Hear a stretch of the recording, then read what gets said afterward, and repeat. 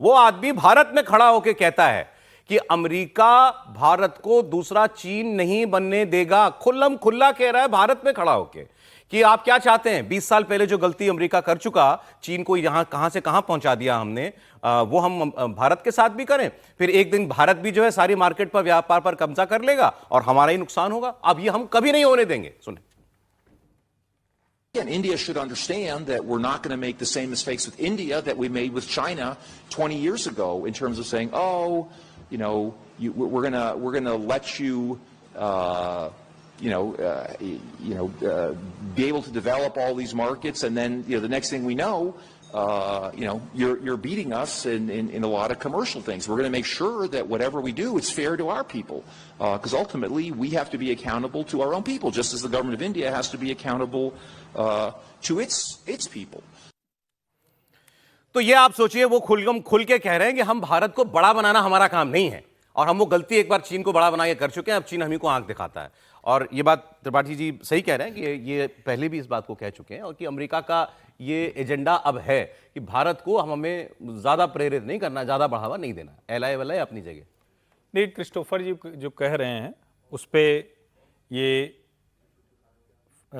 Farmer federal chancellor हैं Austria के Alexander साहब, वो कह रहे हैं कि दुनिया बदल गई पिछले कुछ वर्षों में, बड़ी तेजी से बदलती रहेगी। जो आज का भारत है वो 20 साल पहले का भारत नहीं है। ना अमेरिका ना यूरोप कोई भी नहीं है।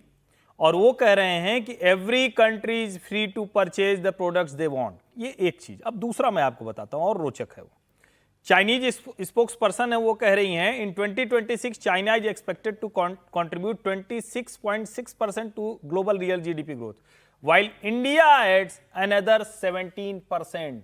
यानी मैक्सिमम पाई चाइना के बाद नंबर 2 इंडिया के पास, और यूएसए के पास कितना? 9.9%।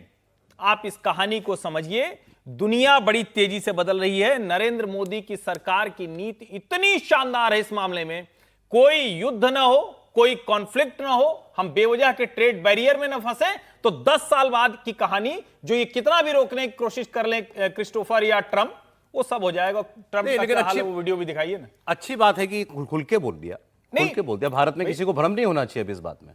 भारत को लेकर किसी को भ्रम नहीं है ना। बात क्या हो रही है बात, और अभी जब ये बात कर रहे हो तो ये तो और मजबूत करती है ना आपको कि यदि 26% शेयर चाइना का है जीडीपी में, और 17% इंडिया का है, और अमेरिका का तीसरे नंबर पर 9% है, तो फिर क्यों डरना है उनसे? फिर क्यों डरना है उनसे? और भारत कमजोर आर्थिक स्थिति में है, कमजोर देश है, ये तो मैं मान ही नहीं रहा। मैं तो बार बार इस बात को कह रहा हूं कि भारत मजबूत देश है और 20 साल में भारत बहुत आगे बढ़ा है।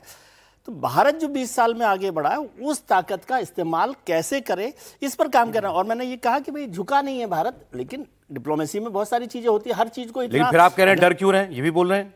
नहीं, ये कहना कि अरे आप जब ये बात कह रहे हैं कि भाई अमेरिका से बाइडेन साहब ने कहा तो हमने खरीदना शुरू किया, अमेरिका डर रहा है। इसमें तो अमेरिका का डर दिखाई दे रहा है। अमेरिका इसमें तो अमेरिका का डर दिखाई दे रहा है। वो कह रहा है कि हम भारत को नहीं बढ़ने देंगे। इसका मतलब ये हुआ स्क्रूटनी होनी ही चाहिए। लेकिन डेमोक्रेसी में समझिए, यदि सरकार ने फैसला किया उस पर कोई सवाल खड़े कर रहा है तो सरकार अपने आप साफ करेगी कि भाई हमने तेल खरीदा कि नहीं खरीदा। आपने तो विदेश मंत्री को और सर डेटा है ना, डेटा में तो कम हो गया ना, कम हो रहा है। अच्छा एक सेकंड, अक्टूबर में आप खरीद रहे हैं 16 लाख। डेटा देखे हुए मैं कह रहा हूं अक्टूबर में 16 लाख खरीद रहे हैं आप, और आप फरवरी में खरीद रहे हैं 10 लाख। तो कम हो गया ना, कम हुआ तो बस। बंद तो नहीं हुआ।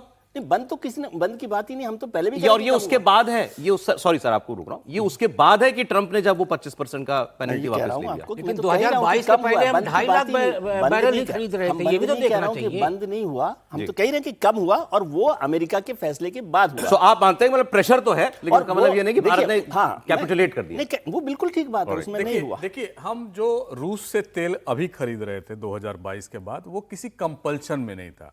हमारी अपनी कंपल्शन थी कि वो तेल सस्ता मिल रहा था। ये कोई strategic move, political move, diplomatic move नहीं था। तो हम ये कोई ये कह दे कि भारत को मजबूती मिलेगी इससे, ये भी गलत है। और जयशंकर जी ने पहले भी कहा था कि ये हमारा इकोनॉमिक मूव है, ये हम जहां से सस्ता तेल मिलेगा हम वहां से खरीदेंगे। लेकिन इस बात को ट्रंप साहब को नागवार गुजरी, उस पर पॉलिटिक्स होने लगी कि हम उनसे तेल क्यों खरीद रहे हैं। जेलेंस्की साहब ने कहा ये ब्लड मनी है, हम उनके वॉर को सपोर्ट कर रहे हैं। ऐसा बिल्कुल नहीं था। ये तेल का व्यापार है जो कर रहे थे। अब तक तो सबसे ज्यादा तेल आप ही। एक छोटा सा कमेंट, त्रिपाठी जी कुछ बोल रहे थे ब्रेक पे। मैं ये कह रहा हूं कि अगर ईयर ऑन ईयर जाएंगे तो पिछले साल भी हम लगभग इसी अवस्था में खड़े थे। और अगर उससे थोड़ा और पीछे जाएंगे तब तो कितना कम रशिया से तेल ले रहे थे कि न, क्योंकि न तो वो डिस्काउंट दे रहा था न कुछ कर रहा था। 22 के बाद तो हमने लेना शुरू किया है। तो जो हम 12वें नंबर पर हमारी खरीद वाले जो 24-25 देशों से हम खरीदते हैं, 12वें नंबर पर रशिया था, 7वें नंबर पर पहुंचा, अभी दूसरे और तीसरे नंबर पर है। मन में मान गए हम। नहीं, वो तो ईरान से सैंक्शन के बाद आपने, अब सब चीजों को समझिए।